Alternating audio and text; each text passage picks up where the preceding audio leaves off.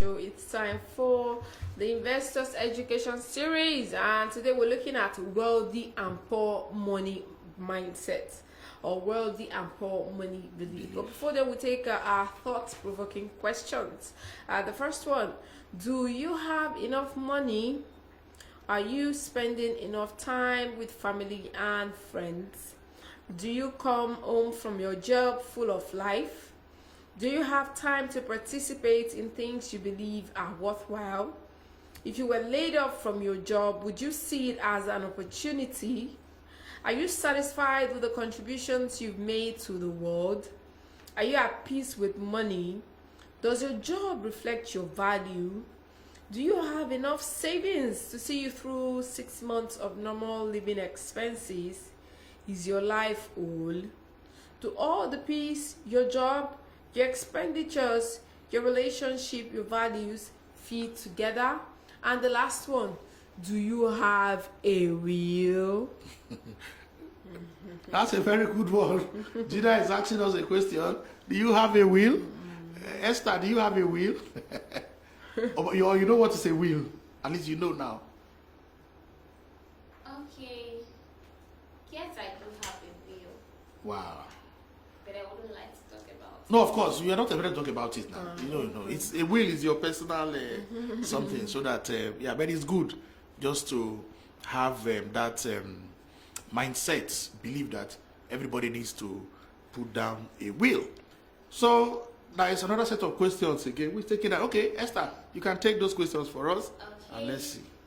I have here: what are your 3 most important goals in life right now, like at the moment? Okay. What are your 3 most pressing problems right now? Describe the ideal outcome you desire from a problem facing you right now. The problem you're facing at the moment. Wow. What one thing would you dare to attempt if you knew you could not fail? The last one here is: what do you really want to do with your life? Wow, thank you very much for that mind stimulating exercise. But I'll just go back to the number 4 and 5 question. Okay. That says, what one thing? That's the 4th question. Yeah. Take it again. The 4th question says: what one thing would you dare to attempt if you know you would not fail? So, is there anything you think you know that you're not going to fail? So if you start it, you are going to get it. What one thing will you do if you are asked? If I'm asked such a question, what I would want to do, knowing too well that I'll not fail in it. Yes. I would say I would like to have a moment, like a cool moment of worship. Okay. A cool moment of worship. Yes. Yeah, because you knew you are not going to fail. You are going to have that moment. Yes. Some persons will tell us they will go and register for their PhD. Some persons will tell us they will set up that business they want to set up. Okay, so different folks from different people. So today for our topic, I think Gina has given us the topic. Yeah, wealthy and poor money beliefs. Now, the question I normally ask, the way wealthy people react towards money will be different from the way poor people will react towards money. You agree with me? That's true. Okay? And why they act this way, it's because of their beliefs. But the question is, where did these beliefs come from? We have taken several topics. We have seen money disorder. We have seen your personality types when it comes to money. So we are now saying, if the poor people, they react this way, why are they reacting this way? The rich people, the wealthy people, they react this way. Why are they reacting this way? And we have been told that it has to do with their belief. So the issue is that, where is this belief coming from? The belief, I think it's coming from the mindset. From their mindset, Yes. okay? Their mindset. And of course, maybe from their family background. If children see their parents quarrel over money most of the time, and the father is telling you, do you think I have... I just walked out somewhere. and collect money, you think money grows on tree and all that. That will affect the child as the child is growing up. So even your area, apart from your family background, the area in which you grow up, those who grew up, well, I wouldn't say, maybe in certain areas, there is a way they react towards money. Then, of course, the economic situation in the country, the political situation in the country also affect how people begin to think about money, their belief about money. Because I cannot wonder how election is coming, people want to sell vote for 5,000 naira. 5,000 is too much. 1,000. 2,000, 1,000. Because that is Even at 500. 500. You see, and it's poverty mindset. It's poverty belief for you to think that you can just sell your civic responsibility, your civic right. Okay. Then of course, even the schools we attend to also form our belief. You know, of course they say they don't teach you about money in school. But I think gradually we are going to change most of this curriculum so that... but my own issue now is when government officials say they're empowering people, you will give them, what do they call that, beauty something, pack, I mean, to go Okay, like a dryer, kits and all that. You just give them, you're not even telling them, you're not empowering their mindsets because they need to change that mindset. That belief that with this, I can start off this one, employ more people, improve my business, and become a very global brand. They need to empower young people that way for them to know that if they are starting small, then they should be thinking big. Okay, so even from what our teachers and mentors have told us about money, that also formed our belief.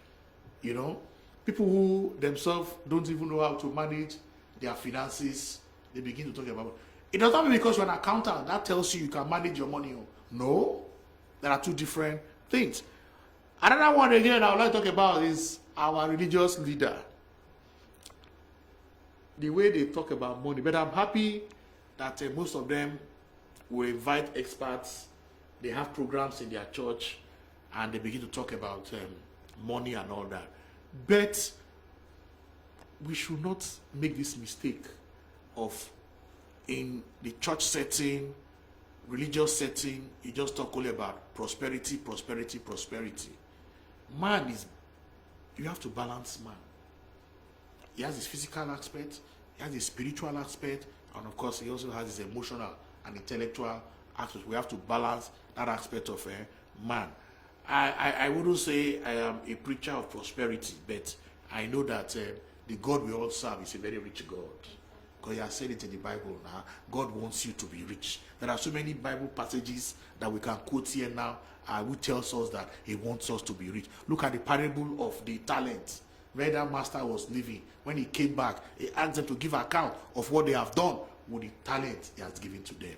You can say modern day with the money he has given to them. I have been able to turn it around. So, yes, the God we all serve is a very prosperous God. So, our friends, what they talk, what they discuss also influence our belief about money. Yes. Then the last one I'll talk about again is the media, me and you, whether print, electronic. You know, the media is there to mold opinion. With whatever we say here, people that listen to us, it go a long way to you. So that's why we must be ready to give out the correct information. Because we'll be held accountable for the wrong information we give. So all these form your belief about money. So we are going to differentiate a wealthy belief and a poverty or a poor belief. So for every belief, there is an equal opposite belief for everything you hold true. Someone else thinks it is a falsehood. You believe that going to school, read your book very well, pass your exam will help you in future. Some other person will say, I just wasted your time. Going to school to go and read what? My friend, just arrange yourself and do 1 or 2 Yahoo. You have made money. Yes, that's his belief. Like some of the students now that are saying school is scam. School is scam. Can you imagine that? based on the experience in school. I see. They're like, school is calm, and almost school is calm. When you have your money, you do your business, you're okay with life. You can even go back to that school where you have your money now. Yes, but there's something I saw recently in the media. I don't know how true. Since you are from Cross River State University, I think this one from UNICAL. They put up a memo that students are sorting. Students are even writing exam in hotel. Lecturers collect money and so many things like that, you know. And it also now reminded me of something that came out sometime on the social media where a student wrote that it was examination malpractice that brought her to this level. They've said she should come and retake her courses. How long ago? From 200 level. How long did she graduate? That's few months ago now. Few months ago. But it is serious, so. So she boldly said it was examination malpractice. She did it like she creased it on her t-shirt. And you think she has gone back to write those exams? You can't hold her anywhere. They've awarded her the certificate, have you? No. Not yet. But she has finished the exam. She has written the exam, but they are saying that they want to call for a remark of those exams. And anyone that she's already graduated now, Abi. She has not graduated. So what level is she? It's just those final exams they write that people will wear white and they'll sign. They've not graduated. The name has not come out on the portal as part of people. You know, during graduation, your name will come out on the portal that you've graduated and all. But she has finished 100 level, 100, 200 level, 300, 300 level. She's in 400 level. Well, how can you prove that they are telling her to come and write 200 level exam? From 200 level. Why not from 100 level? No, the school is a lost battle already. So the only thing that they will scrutinize this are 400 level the exam. only thing to me is that they may try to intimidate that girl and get her to not graduate. That's The Nigerian schools, but if you went to be in Senate climb, she'll sue them. Yeah, of course. So it's like for the school to, when they conduct their exams, they should be very strict. And you should know the kind of lecturers you employ. Because I can't see where a lecturer will come and write the exam in an hotel room. And I'm wondering. In this same Nigeria, let me tell you, someone just communicated with me that a course she did since 2018, they are calling her to tell her that they didn't see her script. Since 2018. I mean, there is a proof that she wrote the exam. Yes. There is attendance. There is attendance. It is the headache There of the is school. proof. She even sat beside me. And she signed. They should, Yes. They should provide the attendance. That was why they are personally calling her that, where is your script? So, Will she like how do you even Is she the one that explain keeps something her- like that? She submitted. She filled the She form. signed that she attendance signed it, script. signed out. Because they signed it and they signed out. Exactly. Yes. Yeah. She should. The school should go and look for the script. They should not bother her. A colleague of mine told me, I think last year, if I'm not mistaken, of a particular course that she had to rewrite in the lecturer's house, not even in a hotel. That the lecturer personally called her and told her that what you wrote in the exams hall, that he will not mark the script, that you will need to come back and rewrite that course in his house. Why is And that? I was like, did you? She said, well, I had no option. I said, wow. She went to his house to write the exam. So you went to his house and wrote, like, you collected the exam scripts, the exams booklets, wrote the exams for sure. And she This is serious. See, let me tell you, there are so many, should I call it malpractice going on, that some of these our people in the academia are really assisting students. Yes. And they come and complain that we have incompetent graduates, but they're the product of the system. Yes. They're the product of the system. Wow, this is very serious. I'm sure we'll find a time to do a whole full program on it, because we might not see the problem now. Maybe the next 5 years, when you begin to see doctors who sought lecturers to pass, and they begin to, instead of giving you COVID-19, they give you cholera. I saw a post by a lady that said she went in for pregnancy test, and they now told her that she's pregnant, that she was already having heart palpitations, that she was already thinking, oh, how will I do my life? Only for them to come out again and say, sorry, they made a mistake. This is not even in Nigeria. People, and now some people in the comment section say, okay, let that mistake lead them to the court. File for emotional distress. Yes, that's the truth. So, but I think all of us have a role to play to ensure that we don't just allow the system to get this bad. We should, on our own part, you know, if you are a mass communication student, make sure you do all your work very well, so that when you come, it is you and the society. When you come out, you should be able to defend that certificate you have been given to. Okay, let us don't forget our topic for today. We are going to be saying that belief has a lot of role to play in our attitude towards money, like we have been saying. One belief that you have, some other person will have a different belief. So let's see how we are going to know whether this is a wealthy belief or a poverty belief. I'll take the first one. Poor belief. They believe that money is the root of all evil. That is poor people. Money is the root of all evil. Now, what would the wealthy people say? Money is the root of all good. So even though you say, okay, no, it is not the money, it is the love of money. In fact, the love of money can also be the root of all good. Somebody can love money so well, make the money, and use the money to better society. Another person can love money so well, and they are ready to do evil. They are ready to kill for that money. So it is a belief. But for a wealthy belief, money is the root of all good. So if somebody is telling you now, you are discussing, and the person is saying, money is the root of all evil, you should know that that person has a poverty mentality. The person has not known where to shop. Because some people that see washing machine as a luxury, or that you are being lazy. No. And some will say it spoils the clothes easily. That makes sense. There was a post on Twitter that people should share common poverty mentality beliefs. Some people believe that using washing machine is bad or is a sign of laziness.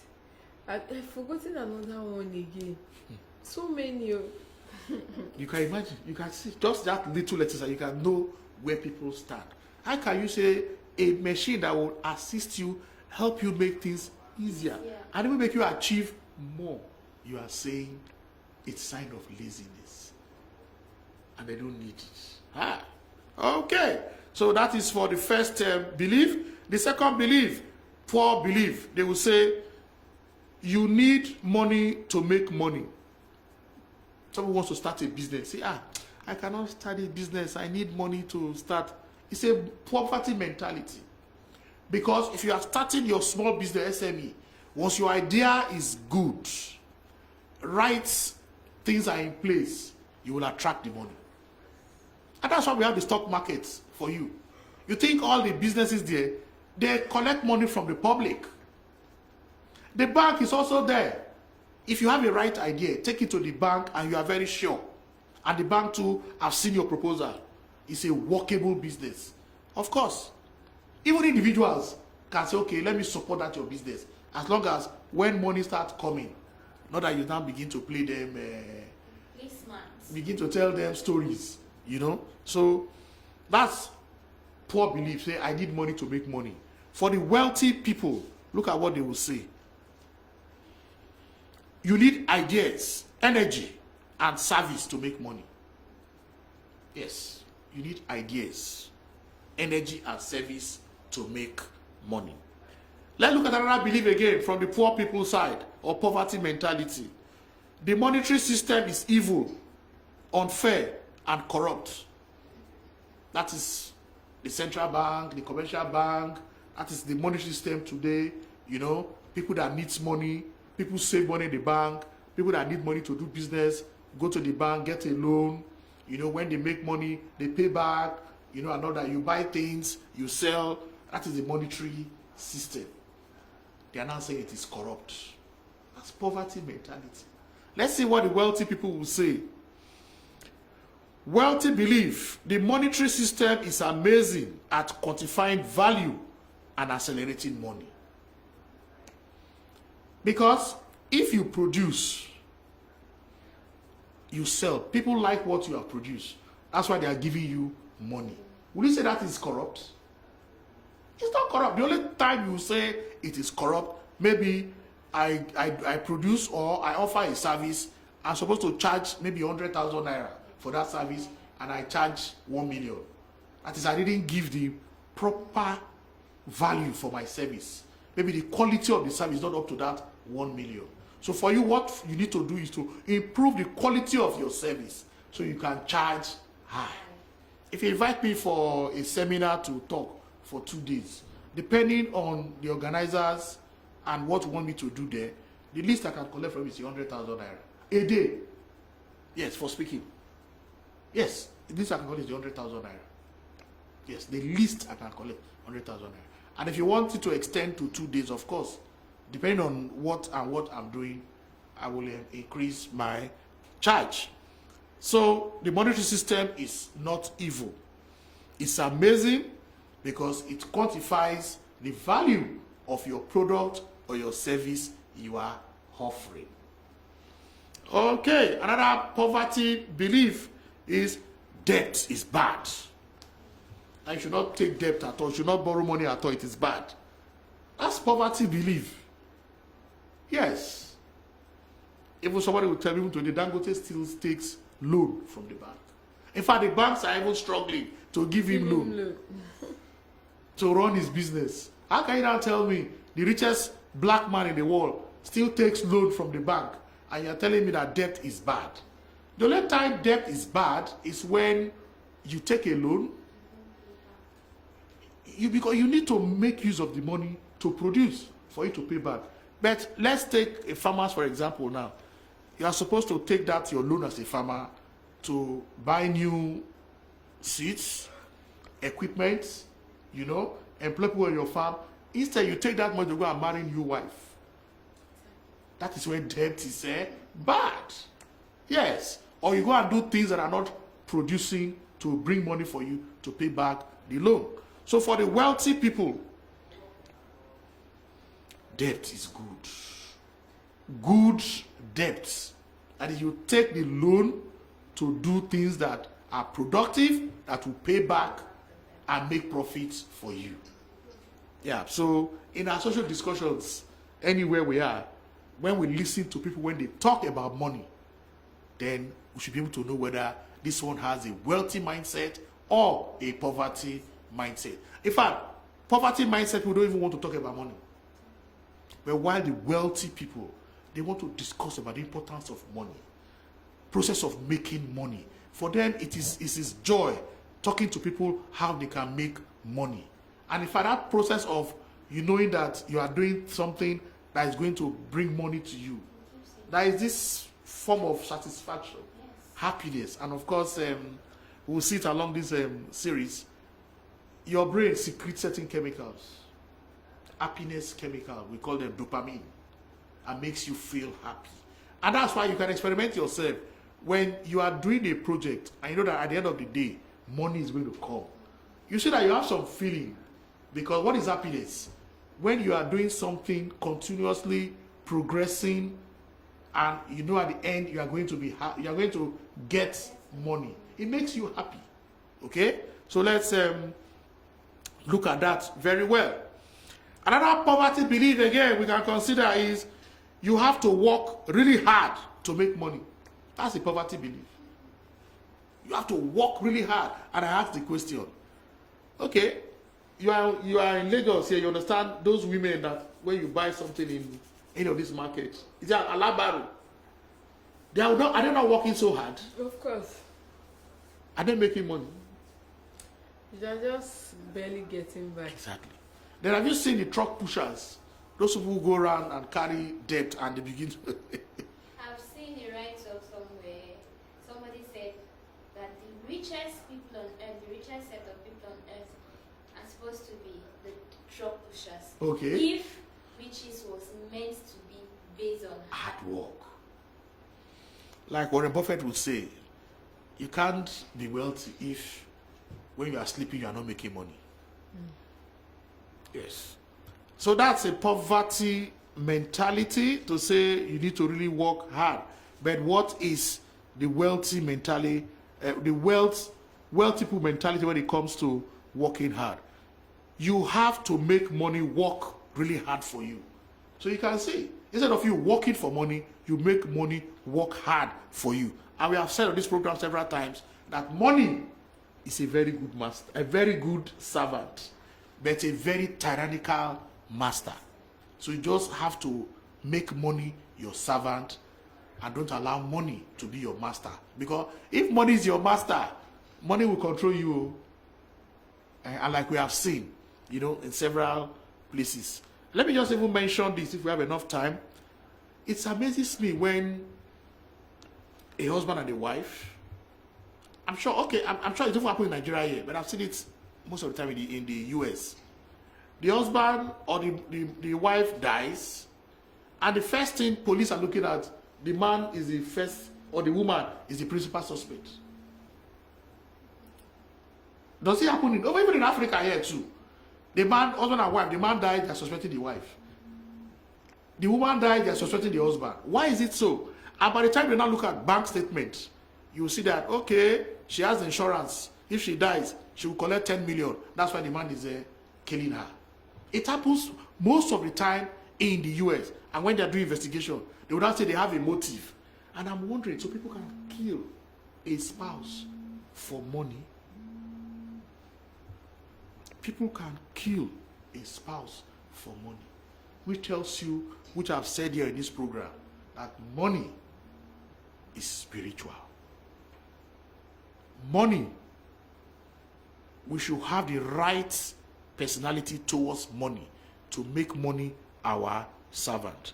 Okay, so that is a poverty and wealthy belief. You have to make money work really hard for you. Okay, so I will take this last one so that we'll continue where we stop. Poor belief, that is the poverty mentality people. They say, if I make money, it will be at the expense of other people. Is that true? That's a poverty mentality. Let's see what the wealthy people will say. If I make money, it will be with and servicing other people.